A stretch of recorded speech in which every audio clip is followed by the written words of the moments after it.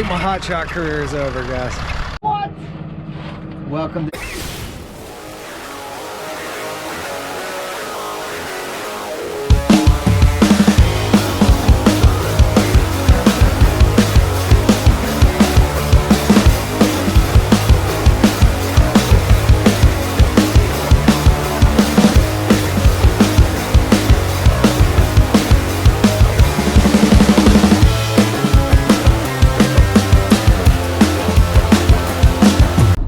do this one while the emotion's still fresh. I just called about a load from TQL going from Page, Arizona, where I am dropping, to Miami, Florida. I live in Florida. So we go back and forth. They're less than $1 a mile is what they're offering. And I'm like, dude, can you at least get me to $1 a mile? It's 10 foot, 8,000 pounds. So I'm like, all right, we can start building off that. So we go through the whole rigmarole and everything else. And the guy says, you do realize this is a dedicated load. I was like, excuse me? I was like, you expect a dedicated load at less than $1 a mile is what you posted? Oh, that's what the broker wants on this one. I'm like, dude, there's no way. I'm like, you realize it costs $1 a mile just to move the bleeping truck. I'm trying not to curse right now, but this is effing ridiculous. And I was like, well, here's your rate then. You ready? So it was $2,400 was the low price that I got him to at $1 a mile. And I was like, here's your rate, pal. $4,800. It's non-negotiable. If you want a dedicated load, you pay the dedicated load price. $2 a mile on my trailer. Yeah, there's no way the broker won't do that. And I'm like, good luck to you, pal. I'm like, this is ridiculous. I was like, you know, y'all are putting us out of business out here, right? The brokers. I don't know what those assholes make, but man, they're putting us out of business. We're fighting for scraps, man. I'm a little irate right now. I wanted to do the emotion was fresh, but that's crazy. So hotshotters out there, do not take that load. Tell them to go. One of these guys, they want, and they will have a defined pickup within an hour and a defined drop off within an hour, right? Or excuse me, at 8 a.m. 90 cents a mile, dedicated load.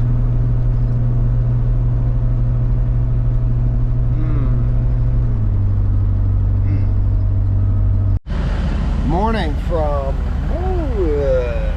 Arkansas, somewhere in Arkansas, west coast of Arkansas. Ready for another hotshot trick? In the morning, your window's condensated. Has condensation. I still haven't had my coffee, so bear with me.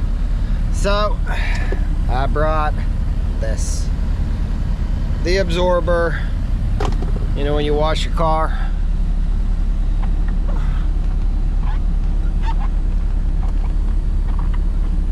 there we go, a little bit easier. So I start out the truck, get the defroster running, do this right away, and yeah, that sucker's clean by the time I'm done with the rest of my pre-trip. But man, the rates are terrible right now. This is insane. Coming from the west to the east, people offering like 40 cents a mile. Like 40 cents a mile, like dude, come on.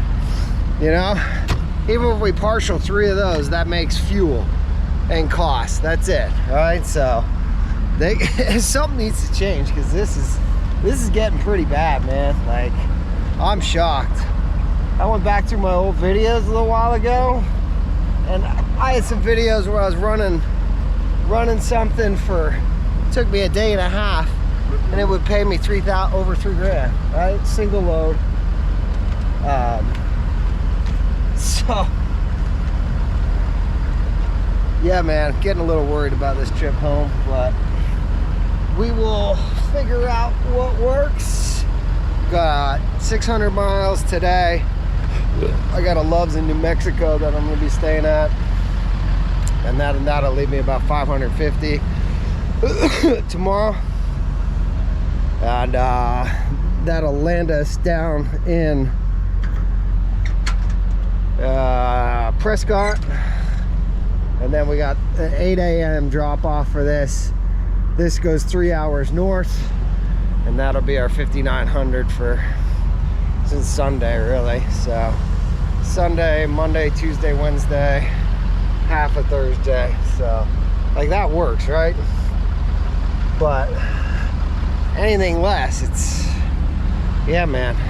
So I hope everyone else is having better luck than I am. Well, another, ready? Texas windstorm is upon us, and it's another brutal one. Yeah, I just talked to that guy. He said the roof of his truck, they had to put straps on it. It's brutal. Like, my truck is having trouble keeping. At 65, I'm boosting at 30, 28, just to hold 65. And yeah, I've gone through 100 gallons today. Well, let's see. I filled up this morning, so that's 100 gallons, and I had to stop and fill up again just in case, because I still have like 2.5 hours to land me to my 600 miles today, because then I got 600 again tomorrow at Thursday AM drop. But yeah, just this stuff, and I know I'm gonna have to go, I have to enter into New Mexico, so I'm gonna have to go inside and pay for the toll across the county, or excuse me, across the state. So you have to pay New Mexico tolls extra. Yeah, this is thoroughly taking it out of me today. But yeah, never know. Talked to a whole bunch of people about trying to find a load out of Arizona all night. Buddy, you're screwed, because it's like a dead zone. I actually called my old dispatcher, Mikey, and he's like, bro, I'll have a look for you, but that place is crazy. He says he got a semi there right now, and he deadheaded 650 miles to Texas so he could get a good paying load. So, just crazy stuff right now, man. The journey continues. Well, you can't win them all. I am now shut down west to Albuquerque, New Mexico. Look at this. Ready? There's a massive winter storm coming through. I-40 completely shut down. I was fortunate enough to pass under one of the signs on the highway, and it said I-40 closing ahead or whatever, and I was driving, I jumped on the Loves app and I found the next Loves, and it was just a couple miles up the street. When I pulled in here, it was about an hour ago. There was only a few spots left, and yeah, now it is completely packed, and it's basically whiteout conditions. There's no end to when this is gonna, there's no telling when this is gonna end, so thank goodness I've got my condo on wheels. But yeah, man, this is pretty crazy. Apparently the storm is coming through California. It's like South California, and then this way is like once in a lifetime storm, once in a few year storm. So we're gonna be parked out for a while, I believe. At least I shut down at 11 o'clock this morning, so I've already talked to the receiver. Yeah, talked to the shipper, and yeah, so they're basically like, stay safe, man. Yeah, it just came out of nowhere too. Like half an hour ago it was sunny, and like I said, that wind that was coming yesterday, that proceeded all night. This morning the wind was horrible, and like I said, we shut down at like 11 o'clock. So I'll give you some updates, but we gonna be here for a while. I wish I had taken a shower when I got here. For shutting me down for 2 days, it is quite pretty. Here we are, Flagstaff, Arizona, the winter storm dump. Very pretty over here right now. Roads have been fine. I left about 7:30 this morning. Today is Friday, so we were locked down for basically 2 days. Probably could have went yesterday, but apparently there was another storm coming through. You can kind of see the big snow banks and everything. So yeah, last 2 days just been chilling out at Love's, getting some stuff done. I now have 2 partials heading east, and with these terrible rates, I'm getting $3,700 for 2 partials going across the country, letting you enjoy the views while I gripe about the rates because they are terrible, man. Yeah, something's got to give. I used to get $7 grand to go across the country. So fuel has gone up. It's still expensive over here, and the rates have basically been cut in half to where they were last year. So something's got to give, man. Unfortunately, I'm not coming west anymore. I love driving out here because it's so pretty, but yeah, I'm not coming out here because the people are just paying next to nothing, and people are just gobbling them up, right? Rates that are staying on the loads that are staying on the board for 40, 50, 60 cents a mile are disappearing. So I don't know if they're negotiating higher. One of my loads I'm getting ready to pick up. It's gonna be a vehicle. That'll be a first for me. They had it posted at 2,000. I got them up to 2,500. Like, that's how easily these brokers can make $500, right? Me, on the other hand, it's gonna take me, what, four days to get across the country, $400 a day in fuel, $1,600. So in the 4 days, yeah, that's me making like $500, and that doesn't account for my other costs. So it's just not worth it anymore, right? Like, I don't know where the disconnect is happening, but it's just you just can't make a living off of it anymore. So we're gonna see how things stay on the East Coast, and hopefully something starts changing. But I'm not coming out west until I see a positive change in the rates. Again, this highway was shut down for 200 miles 2 days ago. Obviously, the roads are beautiful.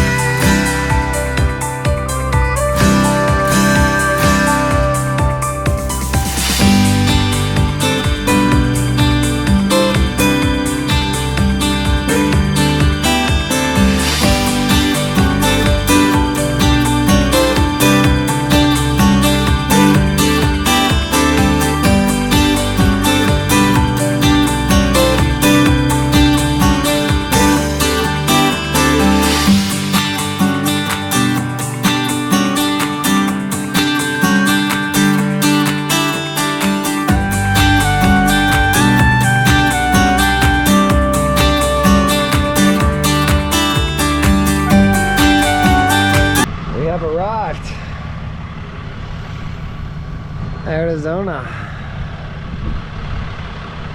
Now I gotta figure out if I can get that back one off today. I don't think so. It's already 2 o'clock. That's 3.5 hours north. Yeah. But how pretty was that drive?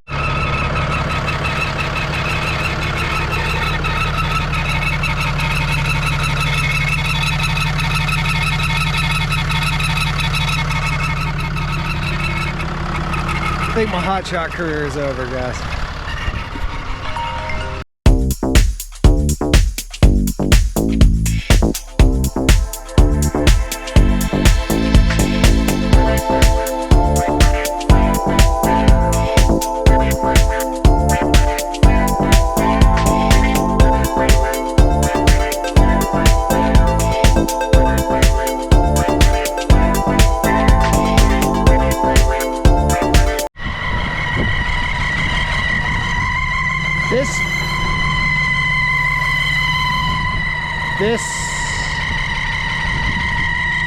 This is crazy, but look.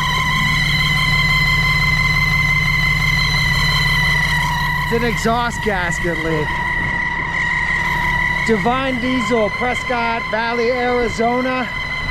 The mechanics listened to my video, and 2 of them said, "Is it Cummins?" So yeah, and they said, exhaust leak. Guy come out, put his finger on it, stopped it like that. Oh my goodness. So, yeah. Watch this in a second. This is Joe from Divine Diesel. He knew what it was right away. Watch this. Oh, that bolt's broken. That's why. That's broken. Okay. Yeah, that broke in there, which isn't the end of the world. Okay.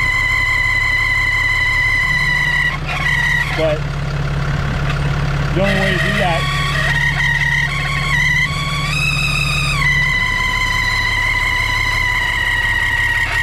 so that's going to be broken probably right there at the head.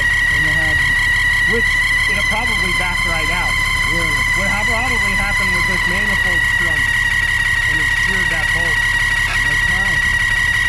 Well, I guess it's not that easy after all. Bummer. That sounds nice. Yeah, right? So eventually it's going to blow that gasket out. Oh yeah. And that'll go away. But under load, it doesn't sound bad. It's yeah. just an item. Yeah, so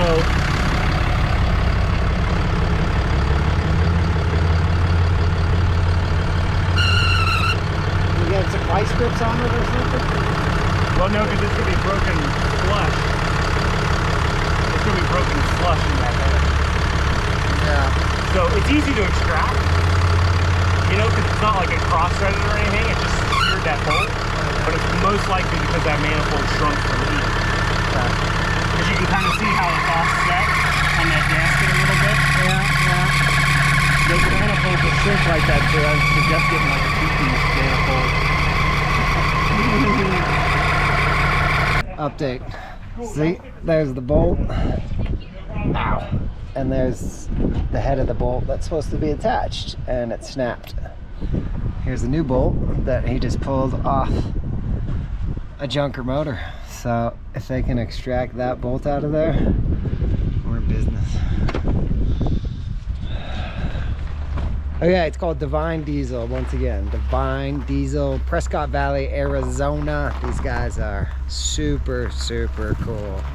Cross our fingers. I really need to call this guy and tell him what's going on, but he was super cool. He said he'd meet me over the weekend, so trying to stay calm, y'all. So it looks like he's gonna be able to get that off, but so here was the analogy that the guy came. He came outside, he opened the hood, and he immediately reached in there and touched it and covered up the leak. And he said, basically, remember when you were a kid and you took a blade of grass and you put it between your thumbs and you go like this and make that noise? So that's what's going on, because the air is escaping out through that gasket and that god-awful noise was happening. So if you got a 6.7 Cummins and it's making a god-awful noise when you park, but everything else seems fine, check right here. Exhaust gasket on the exhaust manifold. So, man, it's amazing when someone has tools and they know what they're doing. So I've spent probably 10 grand getting German software, remaking grounds, and figuring out everything of that car. Audi? A Porsche. Oh. Same basis though, I mean. Made by the same company. Yes! That's awesome. You're awesome. Wow. One extracted bolt. Alright everyone, you saw that. That was just a magician at work. Magician. Holy moly. See how it looks in there.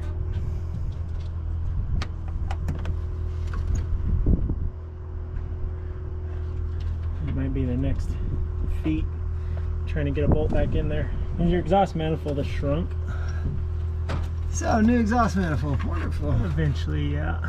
If I can get it started though, you'll be back in business.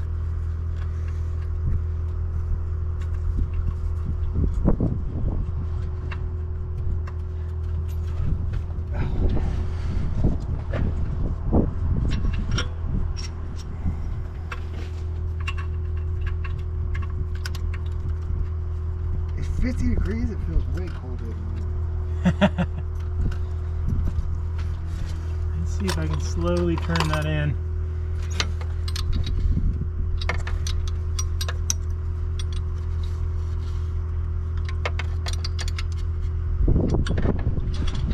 you want any lube to make that easier to get it in? No, no, no.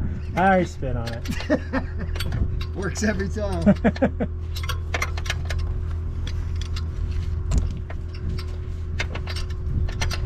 So it's on that edge. That edge is trying to pull in Yeah. to number 2 cylinder. So we're just pretty much this cut threads into the exhaust manifold as it came out. So I literally used its path to get this one to start. Now I just want to go slow so I know it's not cross-threading. You could drill out that manifold hole a little bit now. Yeah, but what will happen is you'll lose the porting won't be in line anymore. And then you'll start to lose that exhaust manifold gasket ever so often. Are exhaust manifolds expensive? Yeah, well, depends on where you go. I'd say go up to Canada, find you one there. They're always cheaper because they don't have emissions, so they're able to get rid of these and they go to a different style exhaust manifold all in all. And then they have a bunch of these that are just left over. Because this truck has full emissions and it's totally legal. Right, exactly. The EGR and everything still, I think that's what it's called. Yeah. Exactly. You got your EGR cooler, still got your piping there. Everything is intact and you'd pass inspection, sir. Thank you. I'll be on my way. You call me that, bastards. Right. All right, people. Here we go. Moment of truth. Start up. You guys get the best seat in the house for that.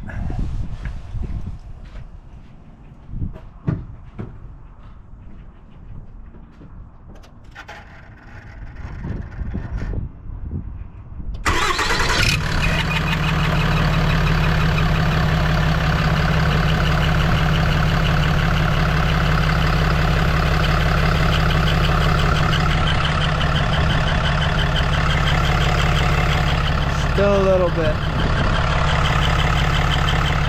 That'll get us home though. That works. Oh, we made it to a Love's in Prescott, Arizona, and boy, they got hit. Look at the parking lot. Look at the piles over there.